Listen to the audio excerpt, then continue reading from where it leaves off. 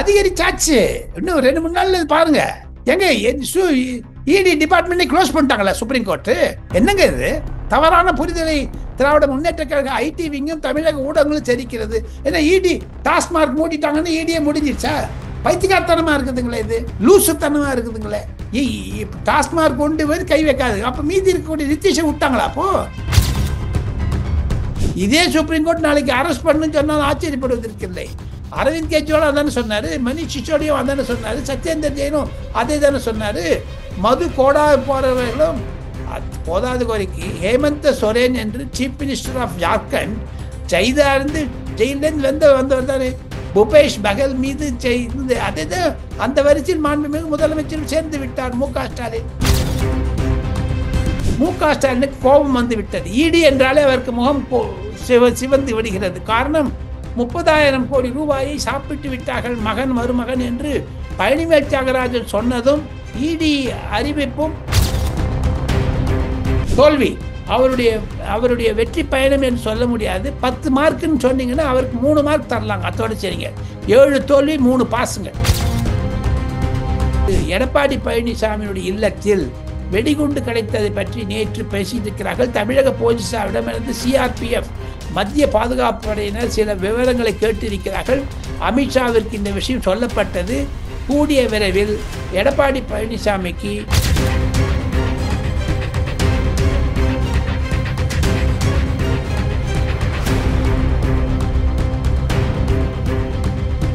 Real one நண்பர்கள் உறவுகளுக்கு வணக்கம். தொடர்ச்சியாக பல்வேறு முக்கியமான தகவல்களை நம்முடைய உறவுகளுடன் பகிர்ந்து வரும் மூத்த பத்திரிகையாளர் டெல்லி ராஜகோபாலன் சார் அவர்கள் நம்முடைய இருக்கிறார். வணக்கம் சார். வணக்கம், நமஸ்காரம். நமஸ்காரம். விடுதலை சிறுத்தைகள் கட்சியுடைய தொல் திருமாவளவன் அவர்களை பொறுத்த வரைக்கும் எடப்பாடி பழனிசாமி ஏன் பதட்டம் ஆகிறாரு ஸ்டாலின் டெல்லிக்கு செல்லும் போது அப்படின்னா, டெல்லிக்கு செல்லக்கூடிய ஸ்டாலின் அவர்கள் பாஜகவுடன் சமரசமாக சென்று விடுவாரோ அப்படின்ற பயத்துல தான் எடப்பாடி பழனிசாமி அவர்கள் பிதற்றுகிறார் அப்படின்னு தெரிவிக்கிறாரே சார். இதை எப்படி பாக்குறது சார்? சிரிக்கணும். காரணம், திமுகவிற்கு பாஜக எதிரி, பாஜகவிற்கு திமுக எதிரி. ஓட விடுப்பாங்க, பார்த்துட்டே இருங்க நீங்க. எப்படி அரவிந்த் கெஜ்ரிவால் அவர்கள் வட இந்தியாவில் அவருடைய முக்கியமான ஒரு செயல்களை எல்லாம் பார்த்து சிறைக்கு சென்றாரோ, அதே நிலையில் தான் கண்டிப்பாக ஒரு நாள் இல்லை ஒரு நாள் உதயநிதியும் மு.க. ஸ்டாலினும் வருத்தப்பட வேண்டிய நிலைமைக்கு ஆகிவிடும்.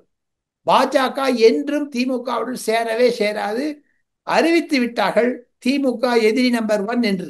இனி அது மாதிரியான ஒரு இடத்திற்கு போக முடியாதுங்க, என்னை பொறுத்த மட்டும். சரி, இப்போ இந்த இடி சுப்ரீம் கோர்ட் இந்த டாஸ்மாக் விவகாரத்துக்கு இடைக்கால தடை விதிச்ச நிகழ்வை பொறுத்த வரைக்கும் இடி இந்த அமைச்சர்கள் மீது இருக்கக்கூடிய விவகாரங்கள் மீதும் தனி கவனம் செலுத்துவதற்கான ஒரு வாய்ப்புகள் அதிகரிக்குமா சார்? அதிகரிச்சாச்சு. இன்னும் 2-3 நாள்ல பாருங்க. எங்க இடி டிபார்ட்மெண்ட் க்ளோஸ் பண்ணிட்டாங்களா சுப்ரீம் கோர்ட்? என்னங்க இது? தவறான புரிதலை திராவிட முன்னேற்ற கழக ஐடி விங்கும் தமிழக ஊடகங்களும் தெரிக்கிறது. ஏன்னா இடி டாஸ்மார்க் மூடிட்டாங்கன்னு இடியே முடிஞ்சிருச்சா? பைத்தியக்காரத்தனமா இருக்குதுங்களே, இது லூசுத்தனமா இருக்குதுங்களே.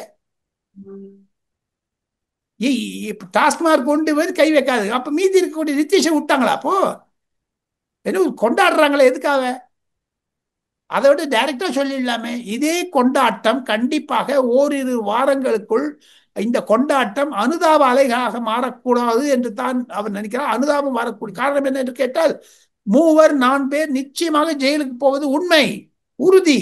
என்போர்ஸ்மெண்ட் டைரக்டரேட்ல லீகல் செல் ஒன்று இருக்குதுங்க. அந்த லீகல் செல் தான் கண்டிப்பாக தனக்கு கிடைத்த அனைத்துகளையும் குறிப்பிட்டு வைக்க இருக்கிறார்கள், புட்டு வைக்க இருக்காங்க சுப்ரீம் கோர்ட்ல. இதே சுப்ரீம் கோர்ட் நாளைக்கு அரெஸ்ட் பண்ணுன்னு சொன்னால் ஆச்சரியப்படுவதற்கு இல்லை. அரவிந்த் கெஜ்ரிவால் அதானே சொன்னாரு, மணிஷ் சிசோடியும் அதானே சொன்னாரு, சத்யேந்தர் ஜெயினும் அதே தானே சொன்னாரு. மது கோடா போறவர்களும் போதாத குறைக்கு ஹேமந்த் சோரேன் என்று சீஃப் மினிஸ்டர் ஆஃப் ஜார்க்கண்ட் ஜெயிதா இருந்து ஜெயிலிருந்து வந்தவர் தானே. பூபேஷ் பகல் மீது அதே தான் அந்த வரிசையில் மாண்புமிகு முதலமைச்சர் சேர்ந்து விட்டார் மு.க. ஸ்டாலின்.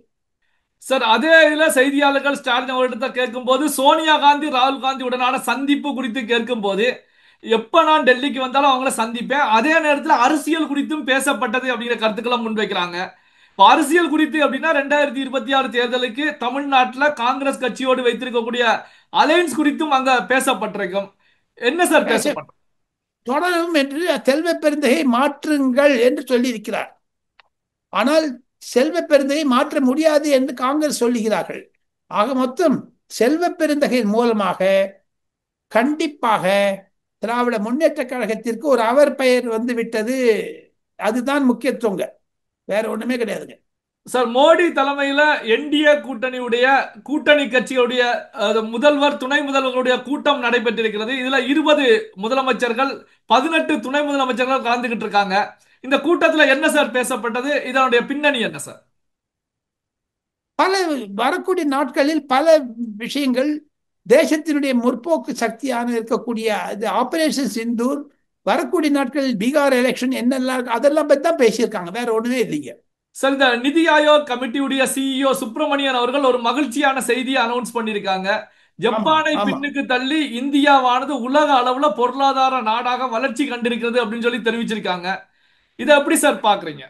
என்னை பொறுத்த மட்டும் ஜப்பானுக்கு முன்னதாக, ஜெர்மனிக்கு முன்னதாக வந்து விட்டது நிர்மலா சீதாராமனுடைய கொள்கைகள், ரிசர்வ் பேங்க் வங்கி கொள்கைகள், முதலமைச்சர் பிரதமர் நரேந்திர மோடி கொள்கைகளுக்கு கிடைத்த வெற்றி வரக்கூடிய நாட்களில் கண்டிப்பாக இந்தியா முன்னேறிவிட்டது, பவர்ஃபுல் பவர் சென்டர் ஆகிவிட்டது.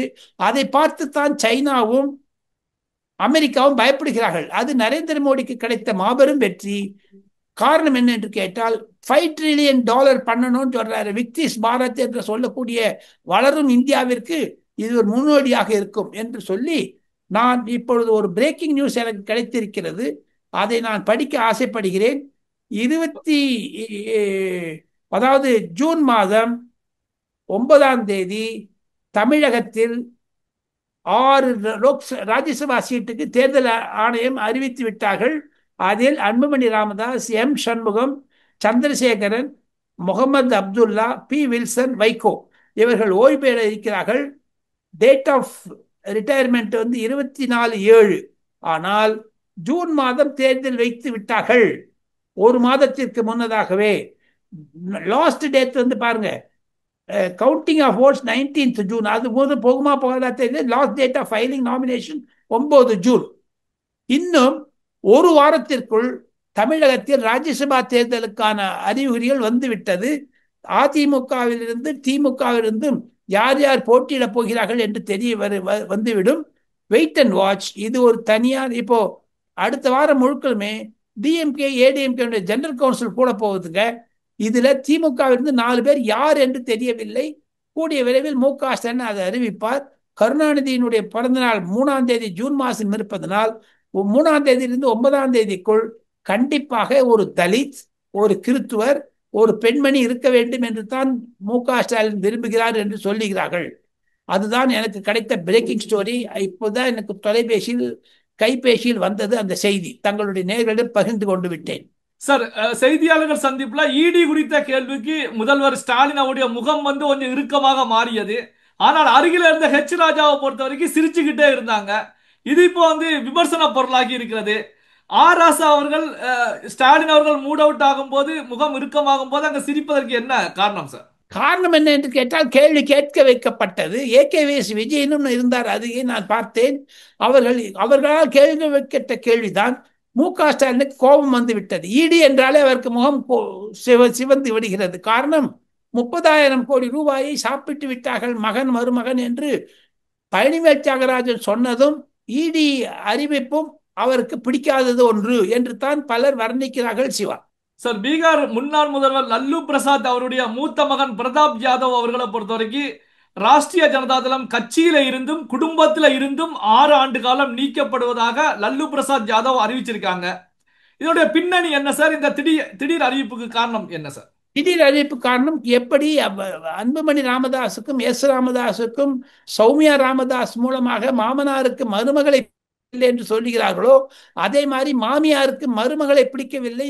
லாலு பிரசாத் யாதவனுடைய மனைவி ராப்ரி தேவிக்கு தேஜஸ்வி யாதவ் நன்றாக பிடிப்பார். அவருக்கு இருக்கக்கூடிய 9 குழந்தைகளில் ஒரு குழந்தை போகிறதே என்று அவர் கொஞ்சம் லூசுங்க. அவர் சிவ வேஷம் போட்டுப்பாரு, தடால்னு தேஜ் பிரதாப் யாதவ் என்று பெயர் அவருக்கு. அவர் சில இடங்களில் வர்ணங்களை பூட்டி கொண்டு நடனம் ஆடுவார். கொஞ்சம் புத்தி சரியில்லை அவருக்கு. இப்ப காங்கிரஸ் தலைவர் ராகுல் காந்தி மாதிரி அடிக்கடி வேற ஏதாவது பேசுவாருங்க, வழி விட்டு பேசுவாருங்க. ஸோ அதனால கட்சியிலேருந்து எடுத்துட்டாங்க. அவர் 3 கல்யாணம் பண்ணிட்டு இருக்காங்க. முதல் மனைவி இன்னும் உயிரோடு இருக்காங்க. துர்கா ராய் என்று முதலமைச்சராக இருந்தவருடைய மகளை கண்டுபிடித்து காதல் திருமணம் செஞ்சு டைவர்ஸ் பண்ணிட்டாரு. இன்னொன்று பண்ணாரு, டைவர்ஸ் பண்ணிட்டாரு. இது 3வது கல்யாணங்க. அது குடும்பத்தில் வேறு ஜாதியிலிருந்து எடுத்ததாக சொல்லுகிறார்கள். சமூக நீதி பேசக்கூடிய லாலு பிரசாத் யாதவ் தன்னுடைய மகன் வேறு ஜாதியிலிருந்து குழந்தையை பெற்றதால், பெண்மணி எடுத்துக்கொண்டதால் அவருக்கு பிடிக்காத செய்து விட்டார்கள். இது குடும்ப பிரச்சனையாக இருந்தாலும் பீகார் அரசியலில் இது ஒரு தாக்கத்தை ஏற்படுத்தும். கண்டிப்பாக லாலு பிரசாத் யாதவுக்கு இது ஒரு தோல்வியாகத்தான் நான் கருதுகிறேன். அவருக்கு வயது 76, பல இன்னல்களில் இருக்கிறார். தேஜஸ்வி யாதவ் என்பவர் துணை முதலமைச்சராக இருந்தவர். அவருக்கும் சில கேஸ்கள் இருக்கின்றன. ஒரு நாள் கண்டிப்பாக சிறையில் அடைக்கப்படுவார்கள். இந்த பின்னணியில் பார்த்தால் லாலு பிரசாத் யாதவருடைய ஆர்ஜேடி என்று சொல்லக்கூடிய ராஷ்டிரிய ஜனதா தள் பிளவுபட்டு விட்டது. எப்படி தமிழகத்தில் வைகோ கட்சியும் பாட்டாளி மக்கள் கட்சியும் சிதறி சிதறி சிதறி போகிறதோ குடும்ப சண்டையினால், அதே மாதிரி பீகாரிலும் ஆகிவிட்டது. கடைசியாக நாம் இந்த பேட்டியை முடித்துக் கொள்வதற்கு முன்னதாக ஒரு தத்துவத்தை நான் சொல்ல ஆசைப்படுகிறேன் தங்களுடைய நேயர்களுக்கு. இந்த பாருங்க சிவா, அகில இந்திய அளவில் 2014, 19, 24 3வது முறையாக நரேந்திர மோடி லோக்சபாவிற்கு ஜெயித்த பிறகு, காங்கிரஸ் பலவீனம் அடைந்த பிறகு, ராகுல் காந்தியால் ஒற்றுமையை கொண்டு வந்த இந்திய அலையன்ஸ் சிதைந்து மறைந்து விட்ட பிறகு, காங்கிரஸ் செத்து போன பிறகு, எதிர்கட்சிகளை ஒருங்கிணைக்கக்கூடிய தலைமை அகில இந்திய அளவிற்கு யாருக்கும் இல்லை எதிர்கட்சியில்.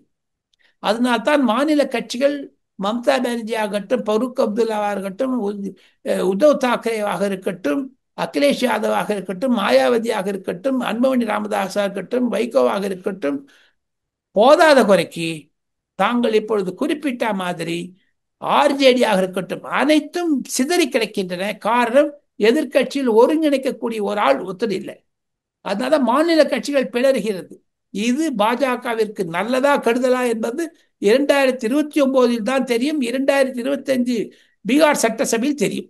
சார், ஸ்டாலின் அவர்களுடைய டெல்லி பயணம் வெற்றியாக ஸ்டாலின் அவர்களுக்கு அமைந்ததா இல்ல தோல்வியா சார்? தோல்வி. அவருடைய வெற்றி பயணம் என்று சொல்ல முடியாது. 10 மார்க்குன்னு சொன்னீங்கன்னா அவருக்கு 3 மார்க் தரலாங்க. அதோட சரிங்க. 7 தோல்வி 3 பாஸுங்க. சார், இறுதியாக எப்பவுமே நம்முடைய வாசகர்களுக்கு அப்டேட் கொடுப்பீங்க. இந்த வீடியோவில் நீங்க தெரிவிக்கக்கூடிய அந்த ஹாட் நியூஸ் என்ன சார்? கண்டிப்பாக அமித்ஷா அவர்கள் 7ஆம் தேதி சென்னை வர இருக்கிறார், ஜூன் மாதம். அப்பொழுது கண்டிப்பாக பிரேமலதாவையும் ஓ பன்னீர்செல்வத்தையும் டிடிவி தினகரனையும் பாட்டாளி மக்கள் கட்சியுடைய அன்புமணி ராமதாஸுக்கும் கலந்து பேசக்கூடிய நிலைமையில் அன்று இரவே எடப்பாடி பழனிசாமியும் உட்கார வைத்து அதற்குள்ளதாக ஓபிஎஸ் ஒரு கட்சி ஆரம்பித்தாலும் ஆரம்பிக்கலாம், அந்த கட்சியுடன் கூட்டு வைப்பதற்காக ஓபிஎஸ்க்கு எடப்பாடி பழனிசாமி அனுமதி கொடுத்தாலும் கொடுக்கலாம். அதுதாங்க செய்தி. ஏப்ரல் 7 அல்லது 8க்கு வர இருக்கிறார் என்பதுதான் பிரேக்கிங் நியூஸ். இருந்தாலும் சிறப்பு செய்தியாக, 2வது சிறப்பு செய்தியாக ரியல் ஒன் நேயர்களுக்கு சொல்லிக் கொள்வது, எடப்பாடி பழனிசாமியுடைய இல்லத்தில் வெடிகுண்டு கிடைத்ததை பற்றி நேற்று பேசியிருக்கிறார்கள். தமிழக போலீசாரிடமிருந்து சிஆர்பிஎஃப் மத்திய பாதுகாப்பு படையினர் சில விவரங்களை கேட்டிருக்கிறார்கள். அமித்ஷாவிற்கு இந்த விஷயம் சொல்லப்பட்டது. கூடிய விரைவில் எடப்பாடி பழனிசாமிக்கு மத்திய போலீசினுடைய பாதுகாப்பு இருக்கும், அவருக்கு Z+ செக்யூரிட்டி கிடைக்கும் என்று தான் டெல்லியில் பலவராக பேசுகிறார்கள். சிவா, பல்வேறு முக்கியமான செய்திகளை, தகவல்களை நம்முடைய உறவுகளுடன் பகிர்ந்து கொண்டதற்கு நன்றி சார். தேங்க்யூ.